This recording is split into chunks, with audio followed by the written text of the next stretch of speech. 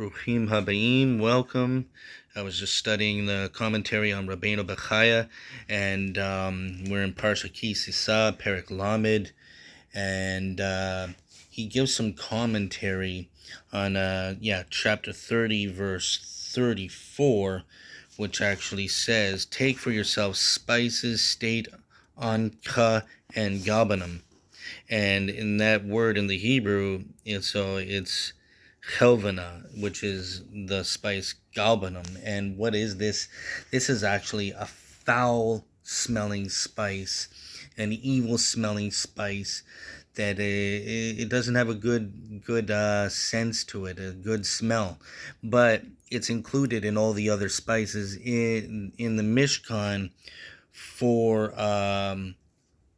the incense, and when it would be joined with all the other spices would mask that foul odor. It wasn't powerful enough, so the others would mask it, and so you wouldn't notice it unless it's by itself. And what's interesting is Rebbenu Bachya, he says that the sages have taught us that in any kahila which does not include sinners is not really called a congregation. It's not a kahila. And he goes on to say that the meaning of this strange statement is that God's reputation is enhanced at a time when sinners join the righteous in prayer, indicating that they are becoming penitents.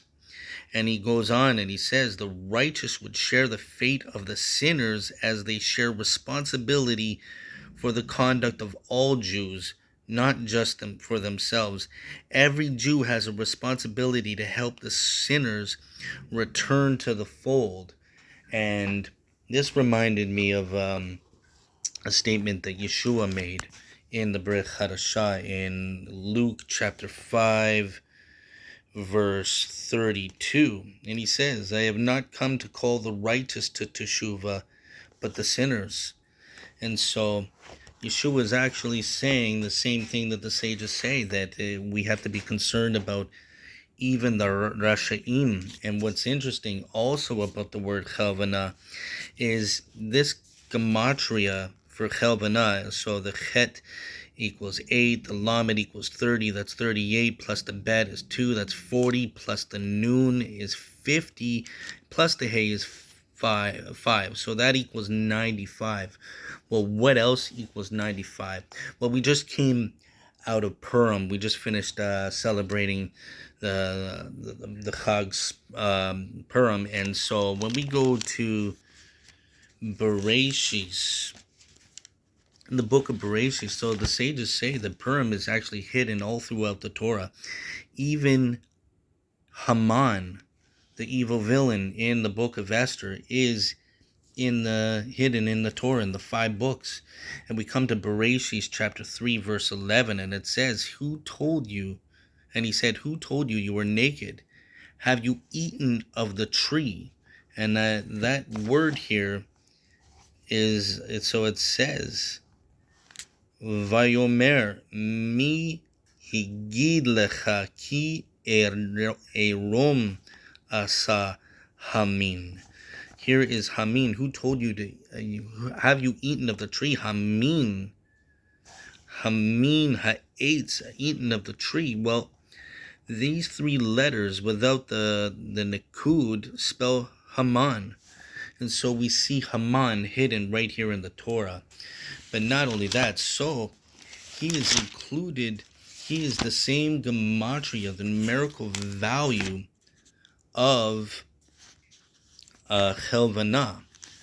And what's more interesting in Parsha Tisa, so what does Haman really represent? He represents the ego. He represents the ego within all of us, and we can that ego in us, the Yetzirah, can leave off a foul stench. The Mashiach, he is coming.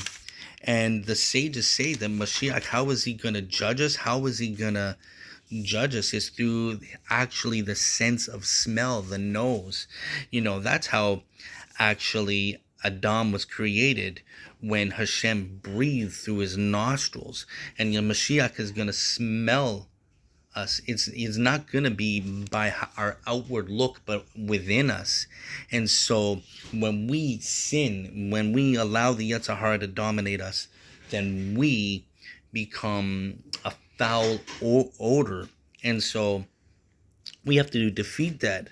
And we have to defeat that by becoming pure, a choice spice. And we see this also in our Parsha as well. Tisa. We when we come to chapter 30, verse 22, it says, Hashem spoke to Moshe, and it says, now take for yourself choice spices, 500 shekel weights of pure myrrh. And when we go to the Hebrew as well, we see here, it says, Ve'atachach lecha besamim rosh. So that means like the choice spices. Mar Doror, which means pure myrrh. But what's interesting is when you go into the Aramaic, the Targum actually pronounces this Meira Dachya, which can be read as Mordecai. So we see that Mordecai, who was a Zaddik, Haman was really like on a deeper level, the ego, the Yetzer Hara, and Mordecai was the Yetzer Tov.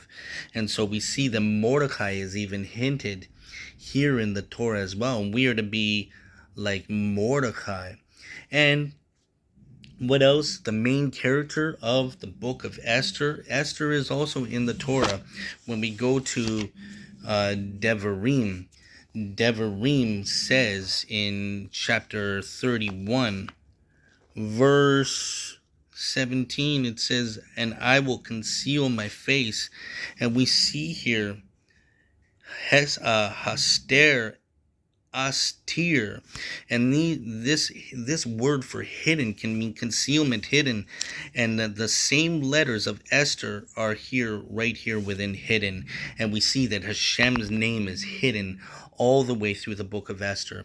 And so this is just a little bit of some secrets of Purim in our Parsha, and some great gems I thought I'd like to share with everyone. I'm going to be doing a study on Zoom, and hope you would like to watch, learn, and if you enjoy my videos, or if you just come across my videos, like and subscribe. May you all have a great Shabbos. Look out for my latest video coming soon. Shabbat Shalom.